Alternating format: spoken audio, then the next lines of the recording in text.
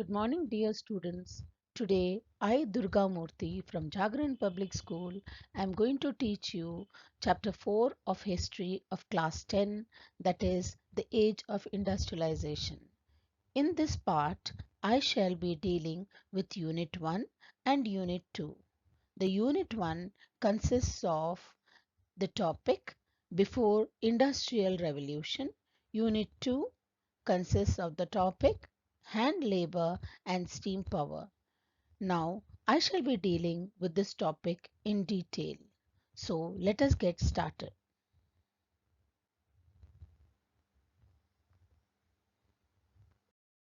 In the year 1900, a popular music publisher called E.T. Paul produced a music book that had a picture on the cover page announcing the beginning or the dawn of the century. You can see from this figure that a goddess like figure is standing and she is the angel of progress. She is also bearing the flag of new century. She is perched on a wheel with wings symbolizing time, and her flight is taking her into the future. Floating about behind her are the signs of progress, that is, which we can see the railways, cameras, machines, printing press, and factories. These are the major signs of progress when man had moved from an age where he could not travel from one place to another, or from where he could not capture a picture, to a stage where there has been a development in technology. So, this picture shows you the movement from the past into the future, a future that has good technology.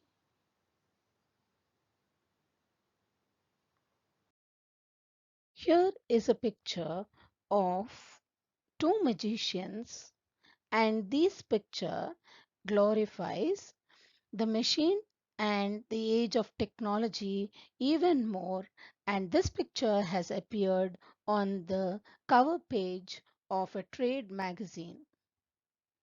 So children, we can say that when we look at it, we can see Aladdin in the top part of this picture, and he has been seen building a beautiful palace with his magic lamp.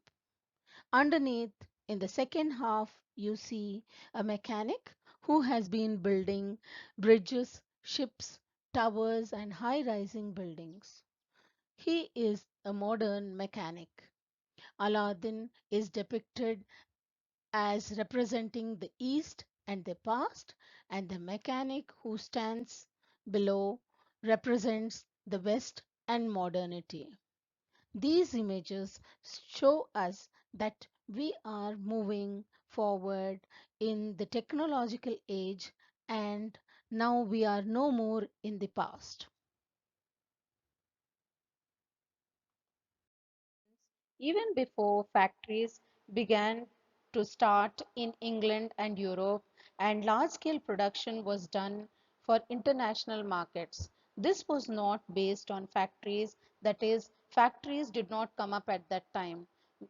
Internal production, that is within the countryside, was done, and the woven cloth used to be taken to the shipyards where international trading was to take place. Many historians call this period as proto-industrialization or proto-industrialization period, the phase of proto-industrialization. In the 17th and 18th centuries, you see that many merchants were involved in this business of international trade. From towns in Europe, they began moving to the countryside. The supply money to the peasants and artisans, persuading them or requesting them to produce for international markets. With the expansion of world trade and acquisition of colonies in different parts of the world, the demand for goods began growing.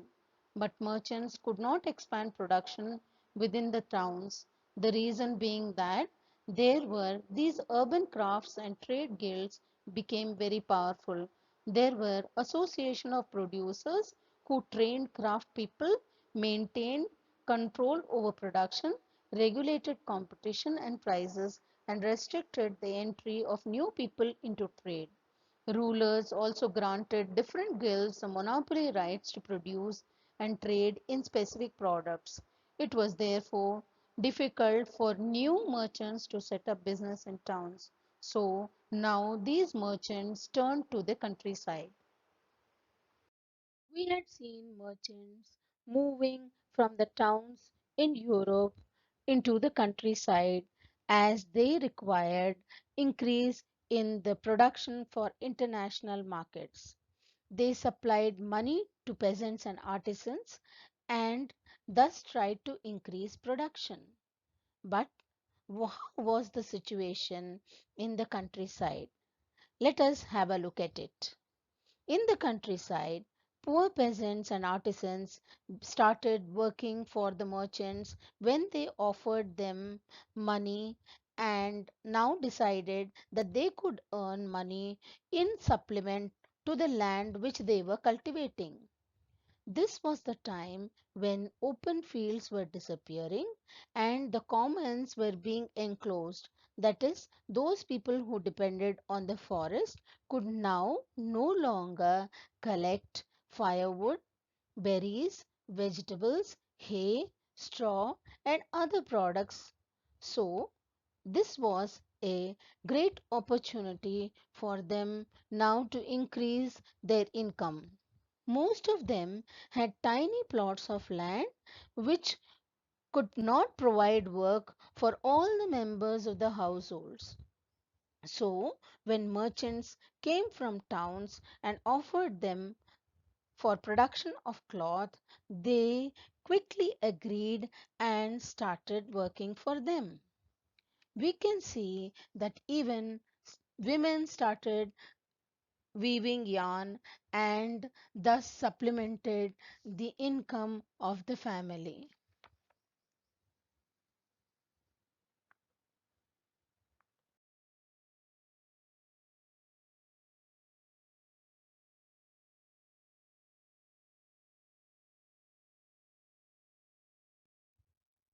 The pace of industrial change.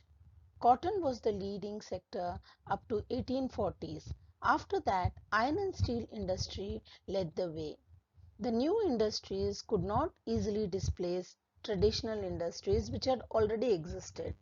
At the end of the 19th century, less than 20% of the total workforce was employed in technologically advanced industrial sector. The pace of change in the traditional industries was not set by steam-powered cotton or metal industries, but they did not remain entirely stagnant.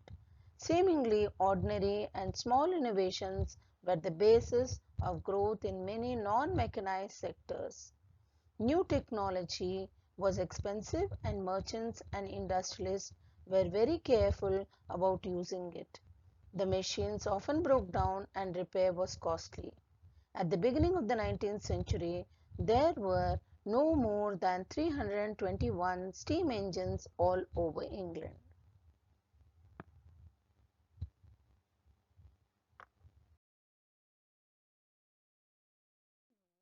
That there was abundance of labor in Victorian Britain, whereas in America there was shortage of labor. Now let us look into the conditions in Britain. The abundance of labor in the market affected the lives of the workers. They now knew that they had greater opportunities in the cities for jobs. So they moved from the countryside to cities. Only those people who had a network of friendship and relatives could get a job. Others had to wait, spending long nights under bridges or night shelters.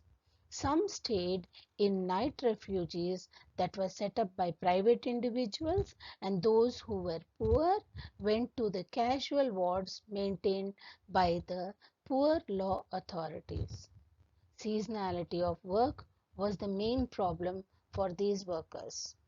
When the season got over, these workers were thrown out of work, and so they either had to find odd jobs in cities or had to return to the countryside. After the winter, wages of these workers, if we look into it, they had increased, but the real wages were very low. It means that the amount of goods that they could purchase with this money, which they got as wages, was very low. So we call this as the real value of money. For the same amount of money, they got less number of goods. If we see, the income of the workers also depended not on the wages alone, but also on the conditions of work, that is, the number of days of work also determined the average daily income of the worker. At the best of times, till the mid 19th century, about 10% of the urban population were extremely poor. So we see that the conditions of the workers was in a very pathetic condition. Many problems of the workers. One among them was the seasonality of the work that they had done. The second was the fall in the real wages, and there arose a third problem, that is fear of unemployment. This arose because of the introduction of the spinning jenny. The spinning jenny was introduced in many of the woolen industries. This is a special device that was invented by James Hargreaves in the year 1764. This machine speeded up the spinning process and reduced labor demand. By turning one single wheel, a worker could set in motion a number of spindles and spin several threads at the same time.